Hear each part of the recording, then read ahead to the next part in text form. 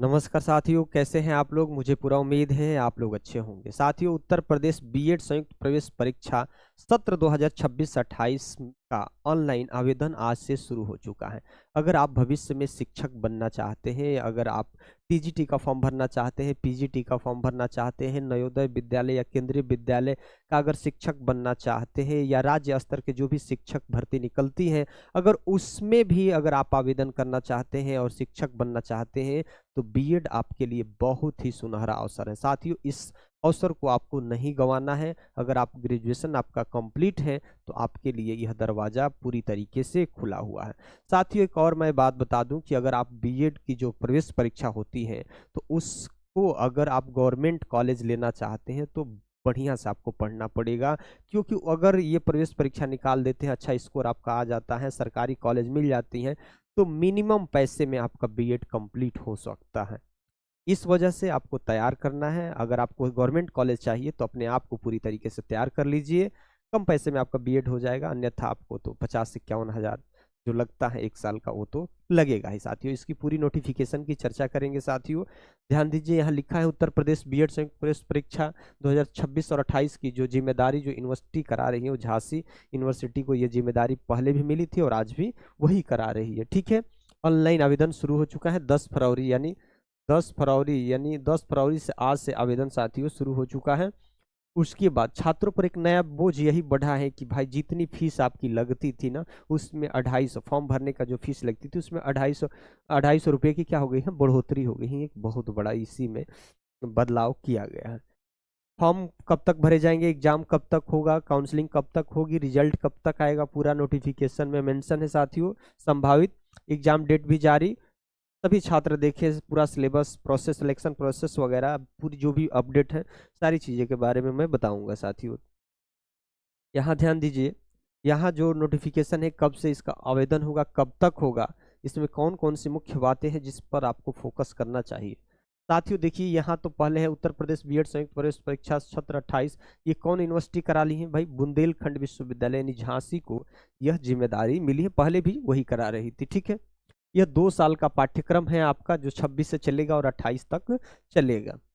उसके बाद यहाँ देखिए, विज्ञापन की तिथि 1/2/2026 को ही विज्ञापन निकला था, रविवार के दिन ही। लेकिन भाई फॉर्म भरने की प्रारंभिक तिथि यानी 10 फरवरी 2026, यानी आज मंगलवार है और आज ही से फॉर्म को भरा भी जा रहा है। ठीक, उसके बाद और भी थोड़ी सी डेटें देख लीजिए आप।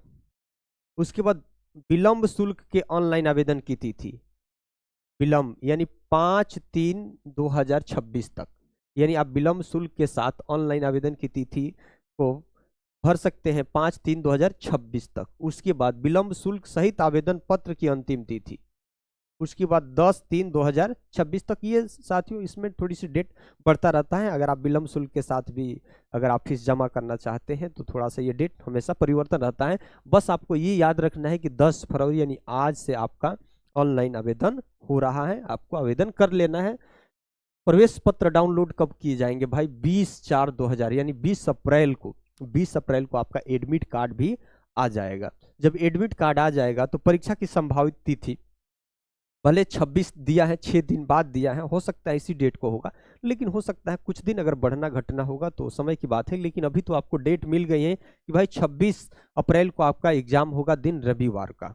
ठीक, उसके बाद प्रवेश परीक्षा परिणाम भी संभावित ही है, लेकिन समझ लीजिए इसको अभी क्लियर ही मान के चलिए। 25/5 यानी 25 मई को आपका क्या आ जाएगा, रिजल्ट आ जाएगा आपका सोमवार के दिन। उसके बाद साथियों इसमें 2 वर्ष का है, और यहाँ देखिए दिनांक क्या पूछा है भाई, 10/2/2026 से 5/3/2026 तक आवेदन शुल्क रुपये में क्या है, कितना फीस लगेगा, यहाँ से यहाँ तक देखिए कब तक, यानी 10 तारीख से आवेदन हो रहा है ना, 10/2/2026 से लेके 5/3/2026 तक क्या है प्रोसेस। उत्तर प्रदेश में सामान्य हो, अगर पिछड़ा हो यानी ओबीसी है, जर्नल है या ओबीसी है, उसके लिए 1650 रुपये फीस लगेगी। 1650 रुपये अगर आपको फॉर्म भरते हुए फीस लगेगी। अगर आप एससी है और एसटी है, क्या है भाई, एससी एसटी और एससी है, तो आपको कितना फीस देना है, 850 रुपये फॉर्म भरते वक्त। अगर आप राज्यों के समस्त वर्गों के अभ्यर्थियों के लिए 1650 है, मतलब आपको SC ST है तभी आपको 850 देना है, बाकी और कैटेगरी के लिए आपका 1650 देना है। अगर आप भाई आप समय से फीस नहीं जमा की, लेट फीस जमा करेंगे तो भाई आपको विलंब लगेगा। कब? 5/3 यानी 5 के बाद 5/3/2026 से लेके 10/3/2026 तक। अब सीधे आपको जहाँ 1650 लगता था वहाँ क्या लगेगा? 2000 रुपया लगेगा। जहाँ इनको 850 लगता था अब उनको क्या लगेगा? 1000 लगेगा। और अन्य राज्य के जो भी होंगे उनको भी क्या लगेगा? 2000 रुपये लगेगा। तो कोशिश करना है कि भाई विलंब के साथ क्यों जमा करें, समय रहते हुए इस फॉर्म को भरें और समय रहते हुए इस फॉर्म कि जो भर के उसके बाद परीक्षा की बुरी तरीके से तैयारी भी करिए। क्योंकि बहुत सारे लोग ऐसे होते हैं कि उनको गवर्नमेंट कॉलेज नहीं लेना होता है, बस उनको भाई डिग्री चाहिए क्योंकि वो किसी जॉब में व्यस्त हैं या दूसरे स्टेट से भी आवेदन करते हैं, तो उनके ऊपर है। शैक्षिक अर्हता यानी योग्यता क्या होगी भाई? योग्यता क्या होगी? देखिए पहली बात है, कहा गया है कि भाई स्नातक, अगर आप सामान्य है और पिछड़ा है, सामान्य और पिछड़ा है तो भाई आपको 50% अंकों के साथ, सामान्य और पिछड़ा है तो 50% आपको क्या होना चाहिए? अंक होना चाहिए ग्रेजुएशन में। विश्वविद्यालय में अगर आप स्नातक या स्नाकोत्तर होंगे तो चलेगा भाई, 50% अंक होना चाहिए सामान्य और पिछड़े के लिए। अगर आप BE करे हैं या BTech करे हैं अभियांत्रिक में गणित एवं विज्ञान में विशेषज्ञता वाले छात्रों के लिए न्यूनतम 55% इनको अंक चाहिए। जो BE किए हैं और BTech किए हैं उनको भाई 55%, बाकी को तो 50% ही अंक की जरूरत है इस फॉर्म को भरने के लिए। अथवा उपरोक्त में समतुल्य कोई भी अर्हता वाले अभ्यर्थी प्रवेश परीक्षा में सम्मिलित होने ही अरे हैं।